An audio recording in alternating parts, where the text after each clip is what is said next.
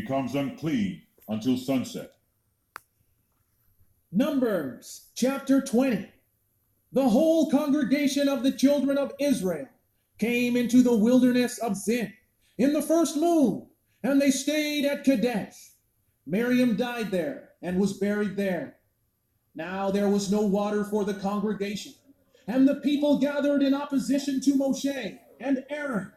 They quarreled and contended with Moshe and said, "If only we had died when our brothers fell dead in front of Yahweh. Why did you bring the congregation of Yahweh into this wilderness, that we and our livestock should die here? Why did you bring us up out of Egypt to this terrible place? It has no grain, no figs, no grapevines, no pomegranates, and there is no water to drink."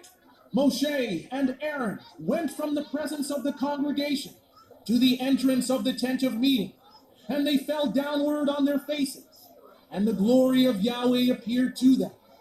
Yahweh said to Moshe, "Take the staff, and you and your brother Aaron gather the congregation together. While they are watching you, speak to that rock, and it will pour out its water. You will bring water out of the rock for the community, so they and their livestock can drink." So Moshe took the staff from in front of Yahweh, as he commanded him. And Moshe and Aaron gathered the congregation together in front of the rock.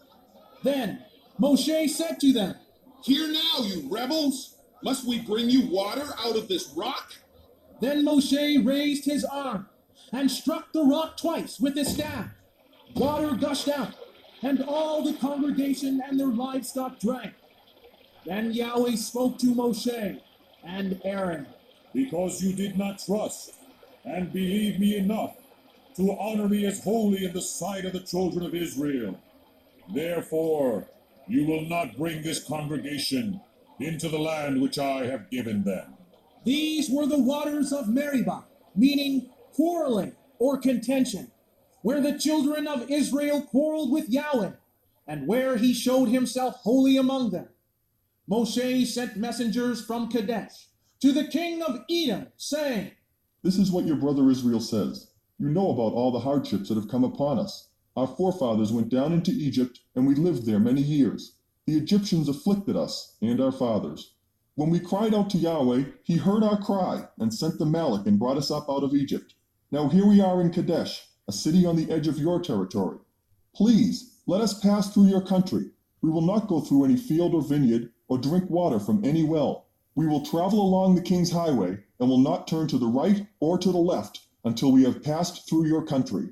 But Edom answered him, "You may not pass through my land. If you try, we will march out and attack you with the sword."